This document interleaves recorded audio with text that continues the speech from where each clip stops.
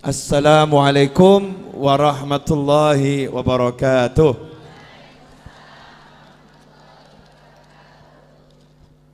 Mas Roni dan teman-teman harap lampu lantai 2 dinyalakan semua.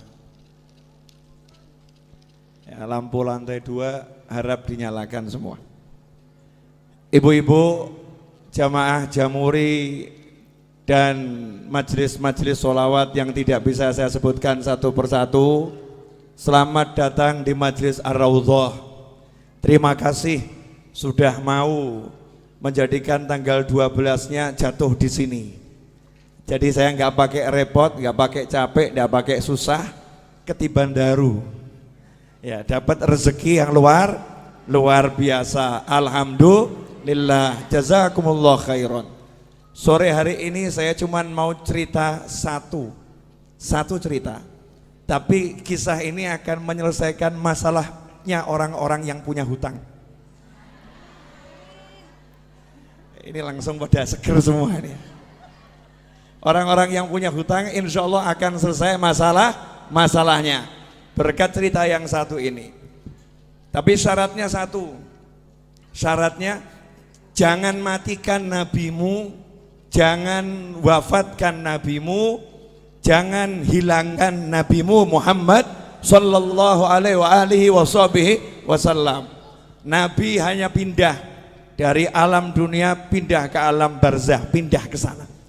Bahkan tubuhnya Nabi tidak mati, tubuhnya tidak mati.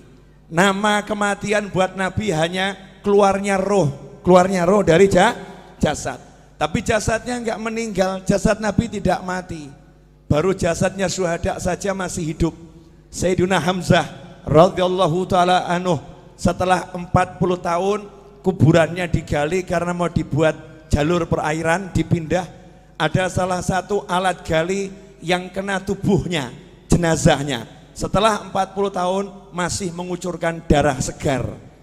Setelah 40 tahun masih mengucurkan darah segar. Itu paman Nabi dan sahabat Nabi, sama Allah dimuliakan seperti itu. Apalagi Nabi Muhammad sallallahu alaihi wasallam.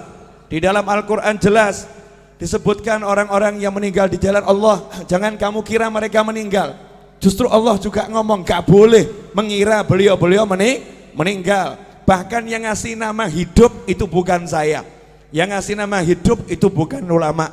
Yang ngasih nama hidup itu bukan Nabi Muhammad SAW. Tapi Allah sendiri yang mengatakan bal ahya, mereka itu sungguh hidup di sisi Allah subhanahu wa ta'ala yurzakun. Dan bukan cuman hidup, ada yang hidup gak dapat rezeki, tapi ini hidup yurzakun, terus diberi rezeki oleh Allah subhanahu wa ta'ala. Itu baru kelasnya orang-orang yang syuhada. Lantas bagaimana dengan kelasnya imamnya para syuhada, imamnya para nabi, imamnya para rasul, yaitu baginda Muhammad sallallahu alaihi wasallam.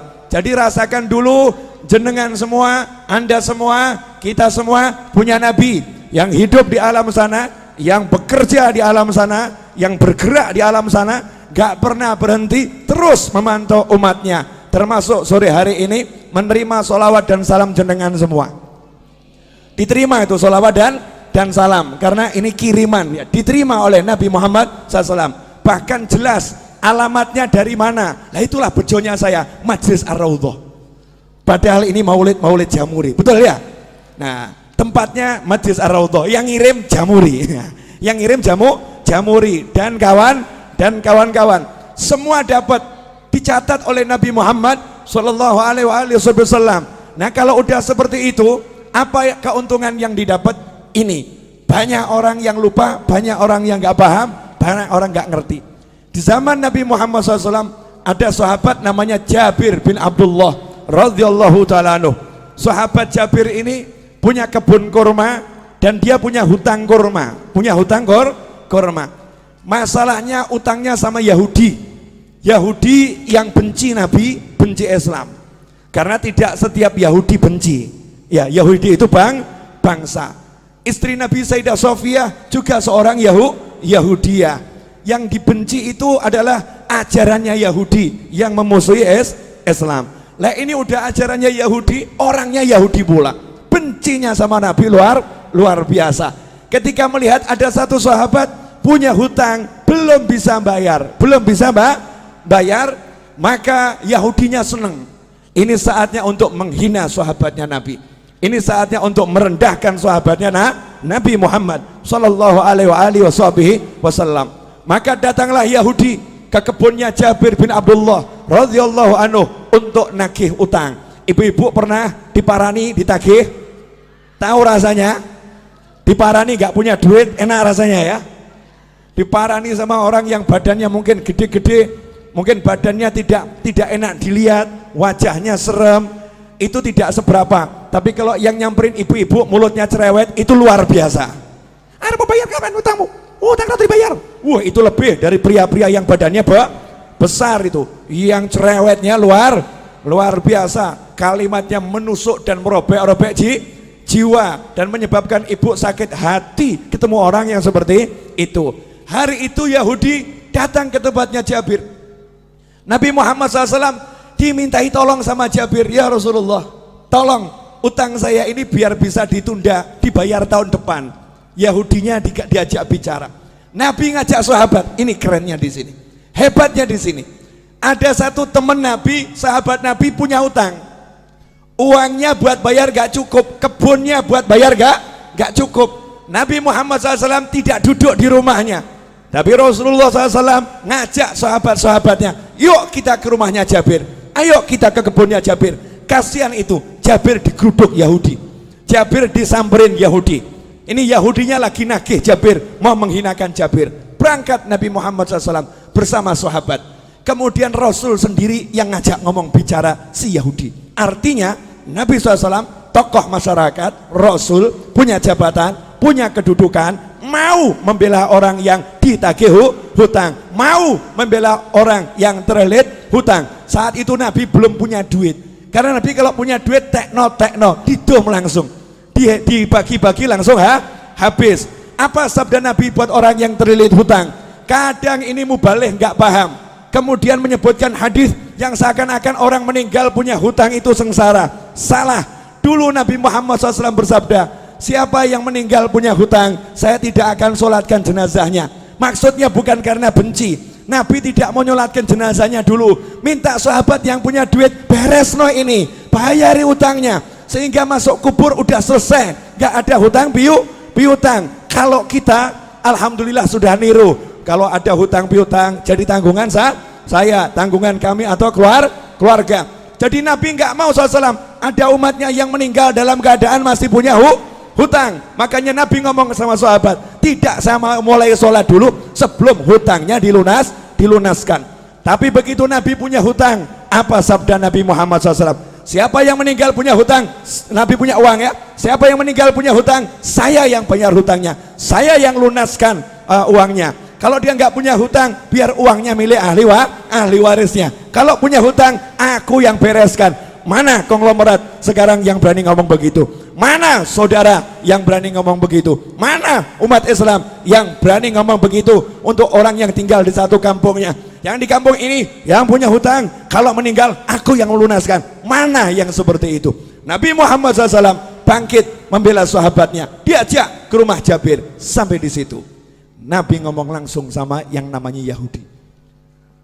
Yahudi, gini aja, kalau boleh pembayarannya ditunda, diundur, kasih perpanjangan waktu. Yahudinya ngomong, ya Abul Qasim, wahai Abul Qasim, julukan Nabi Muhammad SAW, wahai Abul Qasim, tidak bisa, hari ini juga harus dibayar. Bu, kalau jenengan ditagih utang 5 miliar, hari ini harus dibayar. Ngeluh atau enggak ngeluh? Ngeluh ya. Punya uang cuman 100.000, tagihannya 5 miliar. Pusing atau enggak pusing? Pusing. Lah ini Nabi Muhammad SAW datang, kasusnya begitu. Kebun kurma ini buahnya cuman sedikit, hutangnya bertonton. Jadi enggak mungkin bisa dibayar. Maka Nabi mengatakan kepada Yahudinya, tunggu sebentar. Kemudian Jabir bawa kurma sedikit.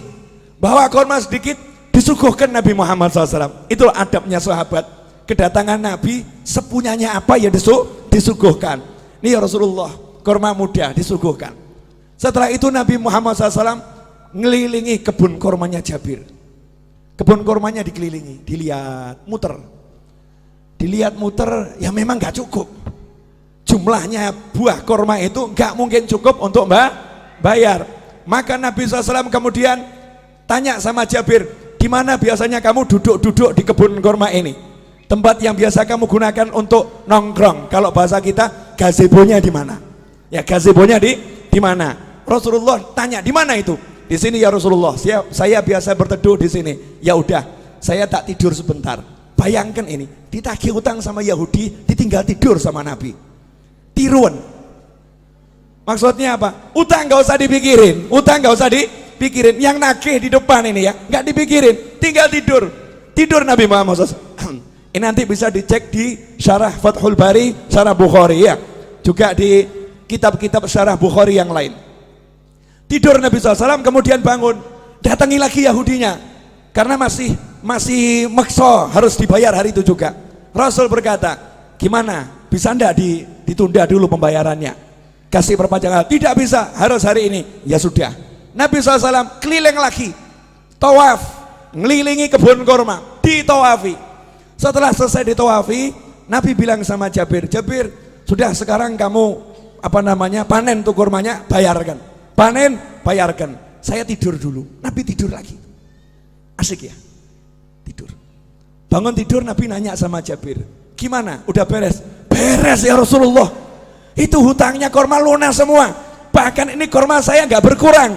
Panennya lebih banyak dari panen bertahun-tahun ini. Ini nggak masuk akal ya Rasulullah. Disitulah Nabi bersabda, Ashhadu anni Rasulullah. Aku bersaksi, aku adalah Rasulullah. Kalau bahasa kita, saya Nabi, saya Rasul. Rasulullah bangga dengan kerasulannya. Aku bersaksi, aku adalah Rasulullah. Sallu ala Nabi. Allahumma shalli wa sallim alaihi. Pelajarannya apa? Pelajarannya banyak, tapi saya mau garis bawahi satu. Nah, kamu kalau ada masalah, nabimu mbok buang. Kamu punya masalah, nabimu kamu singkirkan. Kamu punya masalah seperti nggak punya nabi. Sahabat ada masalah, punya nabi. Sahabat ada masalah, tahu punya Rasul. Makanya yang ngomong sama nabinya, ngomong sama Rasulnya. Nah, kalau sudah jadi sahabatnya Nabi, jadi temannya Nabi SAW, kalau punya masalah, Nabi selesaikan. Nah, kenapa kita sekarang ada masalah gak selesai-selesai? Gak pernah menjadikan Nabi sebagai teman, gak pernah menjadikan Nabi sebagai sahabat. Beda dengan para kiai dan Habib-Habib tempo dulu. Habib dan kiai tempo dulu itu tidak pernah mengajarkan pakailah pakaian dengan tangan kanan, melepas dengan tangan kiri. Gak seperti itu. Tapi para Habib dan para kiai ngajari, pakailah pakaian, bayangkan gimana Nabi pakai pakaian. Nabi kalau pakai pakaian tuh kamu bayangkan dulu. Nabi kalau pakai pakaian, tangan kanan dulu. Kalau melepas, tangan kirinya. Rasulullah SAW kalau pakai sandal, kaki kanan. Kalau melepas, kaki kiri. Bukan masalah kanan kirinya, tapi suruh bayangkan nabinya, suruh bayangkan Rasulnya Muhammad Sallallahu alaihi wasallam. Nah, kalau kita udah seperti itu, jalan kita bayangkan gimana Rasulullah pakai sandal. Kemudian jalan kita bayangkan bagaimana Rasulullah berjalan. Duduk kita bayangkan bagaimana Rasulullah dulu SAW. Maka kalau kita punya hajat, ada masalah, tinggal ngomong, Kanjeng Nabi pengen beli rumah, gak punya duit, ngomong. Kamu kira ini semua jadi begini karena saya punya duit? Enggak. Tapi gara-gara saya rajin ngomong, ya Rasulullah, cucumu yang agak nyebelin di Solo ini, banyak dosanya, banyak salahnya, punya utang banyak, punya hajat banyak, please mintakan sama Allah, lunaskan, mintakan sama Allah, selesaikan, mintakan sama Allah. Lah kalau Jabir sahabat, Jabir itu sahabat, Nabi datang ngurusi, masa saya cucunya nggak diurusi? Nggak mungkin. Masa saya cucunya nggak diurusin? Nggak mungkin. Lantas bagaimana dengan Anda? Beb, saya bukan cucu Nabi. Tenang, Anda semua bisa jadi saudara Nabi Muhammad SAW. Rasul dalam hadis mengatakan, sungguh saya kangen sama saudara saya. Maka sahabat ngomong, ya Rasulullah, kan kami ada di sini, kami saudaramu, kok dicari? Kenapa? Saya nggak cari kalian, kalian sahabat saya, bukan saudara saya. Lantas siapa saudaramu ya Rasulullah SAW? Orang-orang yang lahir nanti belum pernah lihat saya, tapi percaya sama saya, iman sama saya, bahkan rela kehilangan harta dan keluarganya demi sekali melihat saya. Itulah saudara-saudara saya. Saya kangen pengen melihat beliau-beliau itu. Bayangkan Nabi belum pernah ketemu kita, wujud kita belum ada, sudah dikangeni, sudah dikangeni. Lah kalau kita sekarang bisa kangen sama Nabi dengan baca sholawat Barzanji, Maulid Diba, kemudian Burdah, Simtud Duror dan semisalnya, kita sholawatan sama kangen, berarti kita jadi kelompok saudara Nabi Muhammad SAW. Dan saudara sama saudara itu pasti saling membela, pasti saling mendukung. Kalau udah begitu, kamu punya masalah, insya Allah nggak punya masalah. Saya punya masalah, insya Allah nggak punya masalah. Kenapa? Yang turun tangan langsung Nabi Muhammad Sallallahu Alaihi Wasallam, yang menyelesaikan langsung Rasulullah SAW. Nah,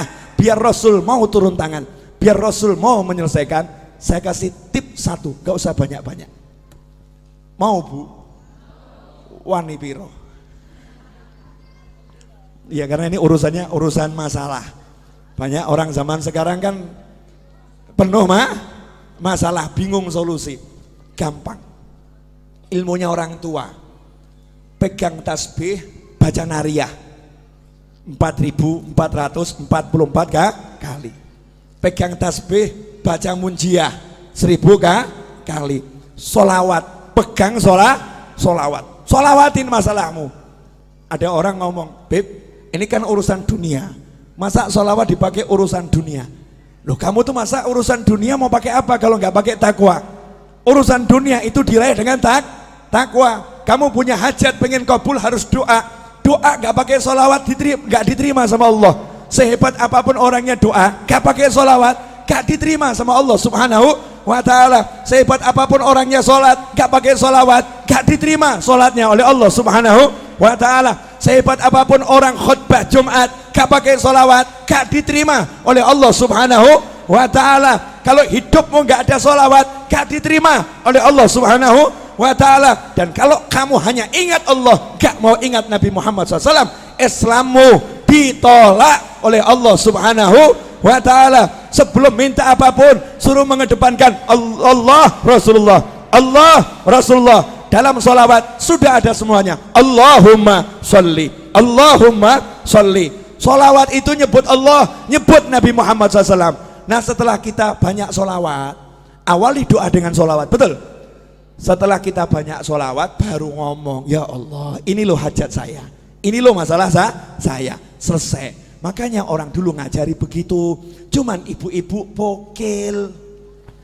Tahu pokil bu? Curang. Iya. Merekayasa sholawat, kemudian mencurangi sholawat.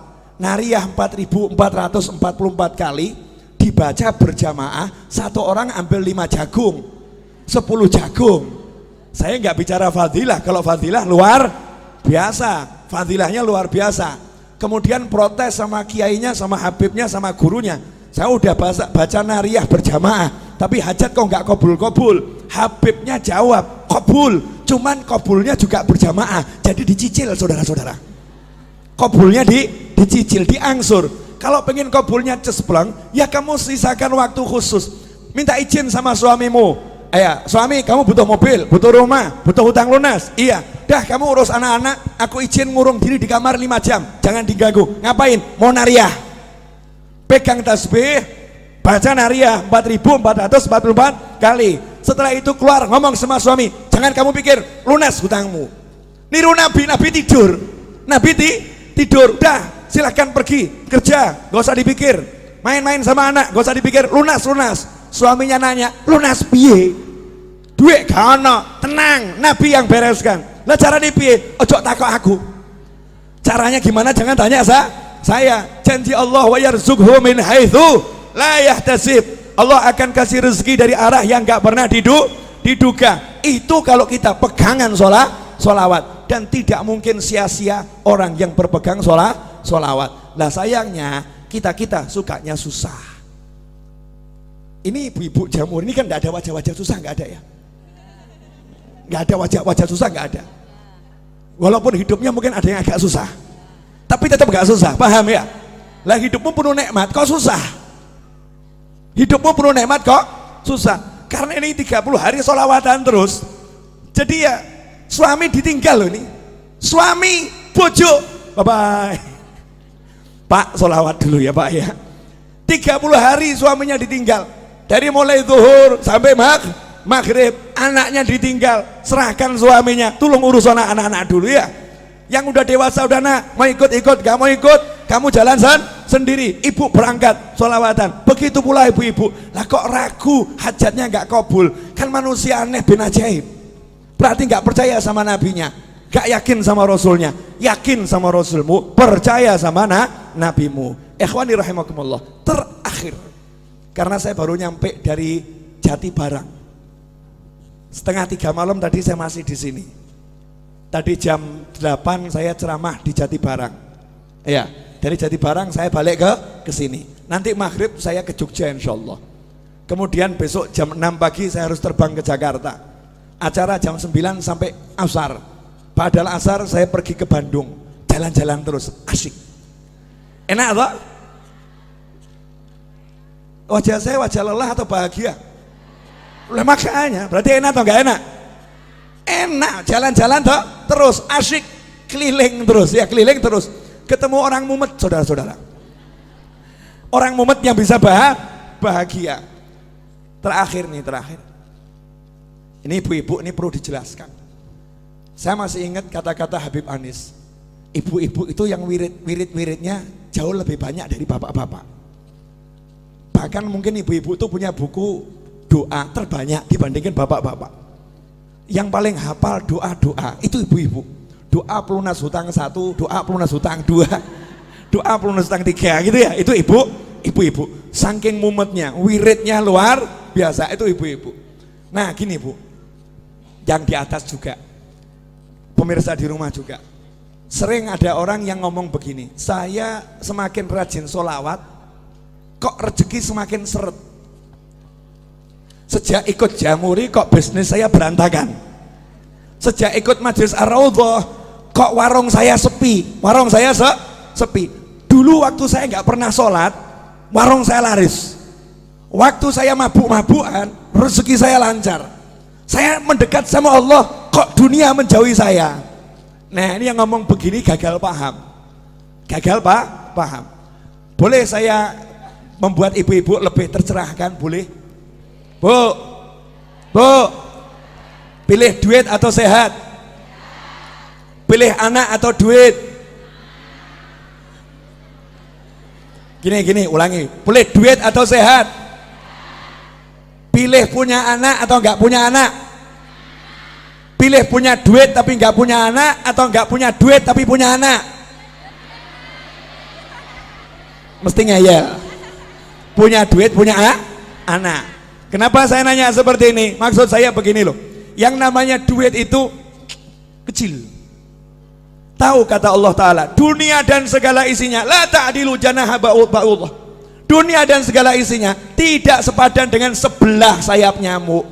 Sebelah sayap nyamuk sama dunia, maqablal akhirah, semuanya itu, planet-planet, kemudian galaksi, antariksa dan segala isinya, kalau ditimbang dibandingkan sebelah sayap nyamuk, kata Allah Ta'ala masih berat sayapnya nyamuk dalam pandangan Allah. Artinya gak ada artinya sama sekali. Jadi kalau kamu punya duit seberapapun, itu rezeki yang remeh-temeh, rezeki yang hina, rezeki yang kecil, rezeki yang jelek. Karena jeleknya yang kafir dikasih, yang maksiat dikasih. Barang elek, silakan ambil, barang jelek, ambil, boleh saya minta? Oh boleh, barang elek, jelek, ambil, karena jelek. Barang bagus saya minta, nanti dulu, syarat dan ketentuan berlaku.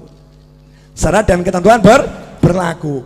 Nah yang barang bagus apa? Bisa sholat, bisa zikir, bisa sholawat, bisa bekti sama orang tua, bisa puasa, bisa baca Al-Quran, bisa menikmati maulid. Ini rezeki yang luar biasa. Makanya ketika kamu mendekat sama Allah, kemudian kok duniamu kecil, itu tanda-tanda bahwasanya kamu dikasih rezeki yang sangat besar. Masalahnya duitmu seret, itu aja. Cuman duit yang seret, tapi kan mata sehat, telinga sehat, kaki sehat, semuanya sehat, bisa menikmati majelis, bisa bahagia. Ada orang yang duitnya banyak, habis buat berobat. Ada orang yang duitnya banyak, habis untuk memuaskan nafsunya, nggak puas, cari bahagia, nggak bahagia. lan jenengan modal masuk Jamuri, duduk silo selonjor senden bahagia, kok murah men ya, gampang men nih, bahagianya mudahnya luar biasa, nikmat dari Allah Subhanahu wa Ta'ala. Kuncinya di situ, buang dulu dunia dari hati, kecilkan, nggak ada manfaatnya nih, cilik, gak ada artinya. Setelah bisa kamu buang, nanti di situ dunianya akan datang. Bahasa saya begini, perempuan cantik itu kalau dikejar semakin gaya, betul? Ini pengalaman pribadi ini. Ya, pria tampan kalau dikejar juga semakin gaya. Tapi kalau dicuekin pasti penasaran. Ini semua orang ngejar saya ya, kok yang satu ini cuek-cuek saja ya. Akhirnya kebalik, yang cantik tadi itu akan ngejar, betul ya? Ngejar. Lah kalau kamu pengen dikejar dunia, cuekin dunianya. Cuekin dunianya. Kalau kamu cuek sama dunia, dunianya nanti akan penasaran. Kok aku nggak disentuh ya? Aku nggak dicari sama dia ya? Aku kok nggak dianggap ya? Dunianya akhirnya jor-joran. Ambil, ayo, tertarik sama aku. Ambil, tertarik sama aku. Kita tetap nyantai-nyantai saja. Cuek, nggak ngaruh. Itu kunci untuk menguasai dunia. Rahasianya di situ. Terakhir, udah ini saya ceramah bengak-bengok biar ngantuknya hilang kabeh. Karena ini jamnya jam ngantuk dari tadi jam 1 kan ya. Ngantuk. Terakhir ibu-ibu yang dimuliakan Allah Subhanahu wa Ta'ala. Jadi kalau ada masalah nggak usah bingung, gelar sejadah, pegang tasbih, baca sholawat. Selesai. Setelah itu ojo mbok pikir, jangan dipikir, lanjutkan kehidupan. Masak ya masak, ngobrol sama anak ya ngobrol sama anak, dan jangan buka handphone kemudian share sama temennya, sumpek aku sumpek. Nah ini nggak selesai masalah ini. Sumpek, saya lagi banyak masalah. Semakin kamu nyebut semakin sumpek itu, semakin sumpek. Udah kamu duduk baca sholawat selesai, nggak usah di share. Walaupun suamimu nyebelin, nggak usah diurus, sholawatin, selesai. Tuh saya punya pengalaman, orang curhat sama saya, Beb, ini suami saya kok ngombak-ngambek terus nih Beb. Pulang ke rumah ketemu suami wajah ngambek terus, suntuk saya Beb. Gimana caranya? Sholawatono, selesai. Jadi nanti kamu ngelus-ngelusnya sama sholawatin, Allahumma sholli ala sayyidina Muhammad. Di hati saja tidak, disolawatin. Besoknya laporan lagi, Beb, alhamdulillah gimana? Udah nggak ngambek lagi. Silakan dipraktekkan ibu-ibu ya. Kalau suaminya suka ngambek-ngambek, sholawatin, ya sholawatin. Kalau kerja di perusahaan bosnya ngambek-ngambek, sholawatin. Kalau ada pelanggan yang ruwet, sholawatin. Beres, nggak mungkin tidak beres. Jaminan 100%, 100%. Ini yang ngomong sudah praktek. Yang ngomong sudah praktek. Kalau ketemu orang ruwet-ruwet, modal saya tak sholawatin, selesai. Ya sholawatin selesai. Kalau saya nggak kuat nyolawatin, saya titip sama teman-teman saya, duduk di musola baca munjiah 100 kali, saya punya hajat. Duduk di tanah sana baca munjiah 1000 kali, saya punya hajat. Giliran saya nyupir ceramah, saya ceramah, yang lain sholawat. Selesai ceramah, selesai masalah. Mau praktek? Jangan, berarti kamu nunggu masalah dulu. Jangan praktek untuk masalah, praktek untuk hajat. Terima kasih, jazakumullah khairan katsiran. Insyaallah yang sedikit ini barokah dan manfaat. Saya udah bilang pokoknya kalau bulan Maulid ceramah saya berusaha dan saya begini nih sumuk dan panas.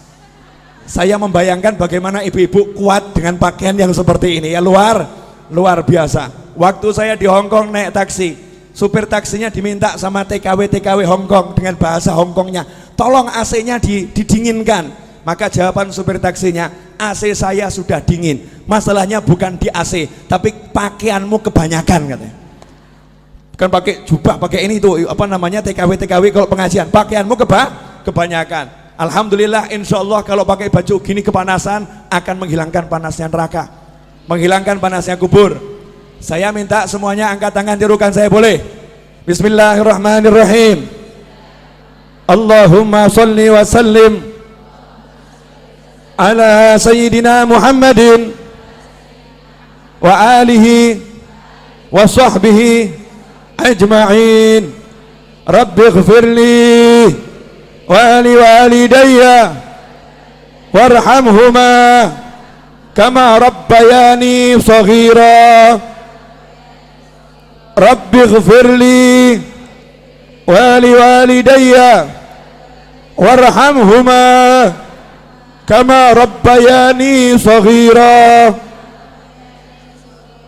رب اغفر لي ولوالدي وارحمهما كما ربياني صغيرا وصلى الله على سيدنا محمد وآله وصحبه وسلم والحمد لله رب العالمين.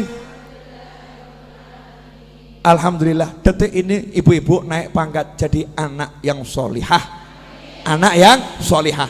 Karena dalam hadis disebutkan waladun solihun yad'ulah, anak soleh itu yang mendoakan orang tua. Amanat saya, sehabis sholat jangan tinggalkan doa ini. Rabbighfirli wa liwalidayya warhamhuma kama rabbayani shaghira. Dan ajarkan pada siapapun, ajarkan kepada anak kita. Janji Nabi, Allah tidak akan memutuskan rezeki dari seorang hamba yang hamba itu tidak memutuskan doa untuk orang tuanya. Maka kalau kita doakan orang tua kita terus, maka rezeki zahir dan batin tidak akan putus. Saya mengucapkan jazakumullah khairan dan mohon maaf atas segala ketidaknyamanan dan kekurangan majelis ini dalam menyambut Anda semua. Mudah-mudahan dimaafkan dan barokah, amin.